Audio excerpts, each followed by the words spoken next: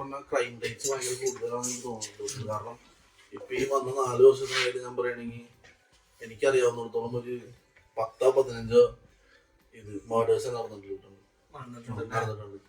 ഞാൻ ഈ 2021 ഈദല്ലേ, ഈദിന്റെ തലേ ദിവസം ഞാനും എന്റെ ഫ്രണ്ട്സ് വർക്ക് ചെയ്യുന്ന വരുമ്പോ ഞങ്ങൾ ഡയറക്റ്റ് ആയിട്ട് നേരിട്ട് കണ്ട ഒരു സംഭവമാണ്.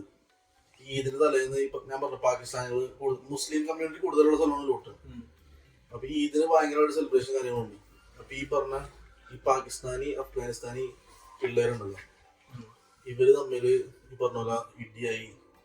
എന്റെ ഒരു ഫ്രണ്ടിന്റെ ഫ്രണ്ടിൽ വെച്ചാണ് ഇത് വെട്ടി കാലിട്ടത്. അങ്ങനെയുള്ള സംഭവങ്ങൾ. പിന്നെ അല്ലാതെ കത്തി സ്റ്റാബ് ചെയ്ത് മേഡേഴ്സ് അത് കണ്ടിട്ട് പറയും. പിന്നെ ഞങ്ങളുടെ വീട്ടിൽ ഒരു പ്രാവശ്യം കള്ളം കയറിയിട്ടുണ്ട്.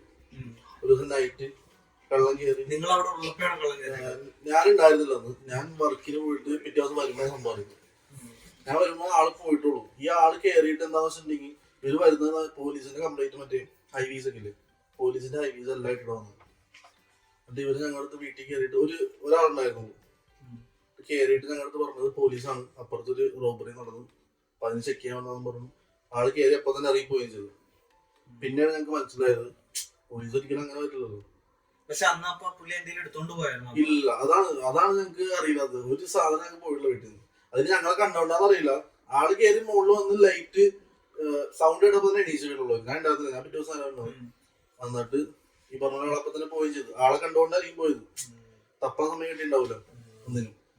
പിന്നെ പിറ്റേ ദിവസം അപ്പം തന്നെ ഞങ്ങൾ പോലീസിനെ വിളിച്ചു. പിന്നെ പോലീസ് വന്ന് ചെക്ക് ചെയ്ത് ആളെ പിടിച്ച്, അവരെ പിടിച്ച് ഞങ്ങൾ ഫൈൻഡ് ഔട്ട് ചെയ്തു. അവര് ഫൈൻഡ് ഔട്ട് ചെയ്ത് ഞങ്ങളെ പിടിപ്പിച്ച് കൺഫേം ചെയ്ത ആൾ തന്നെ.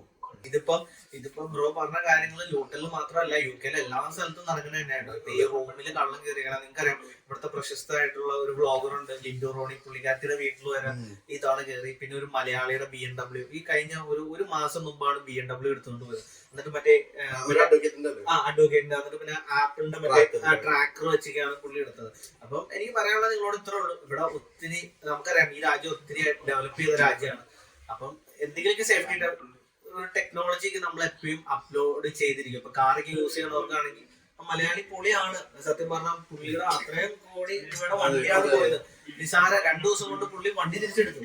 അത് ആ ഒരു ചിപ്പ് വെച്ചോണ്ട് മാത്രമാണ്. അപ്പൊ അങ്ങനെയുള്ള കാര്യങ്ങളൊക്കെ നോക്കുക. പിന്നെ അതേപോലത്തെ ഇഷ്ടംപോലെ ഈ പറഞ്ഞ വണ്ടി കൊണ്ടുപോവാ, ഡ്രഗ്സ് ലൂട്ടുണ്ട്. ഡ്രഗ്സിന്റെ ഭയങ്കരമായിട്ട് അവൈലബിലിറ്റി ആണ്. ഡ്രഗ്സ് യൂസ് ചെയ്യുന്ന ഇഷ്ടം പോലെ ആളുകളുണ്ട്.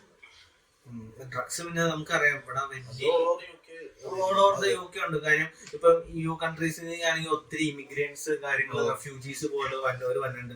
അവരൊക്കെ ആണെങ്കിലും ഒത്തിരി ഇതിന്റെ പുറകെയുണ്ട്. ഇത് ഞാനാണെങ്കിലും എപ്പോഴും കാണുന്നത്, നമ്മൾ ഷെഫീൽഡിൽ നിന്ന് നടന്നു പോകുമ്പോൾ നമ്മൾ ഈ മിക്കപ്പോഴും ബ്രിഡ്ജിന്റെ താഴെ നമ്മൾ കാണുന്ന സംഭവമാണ്.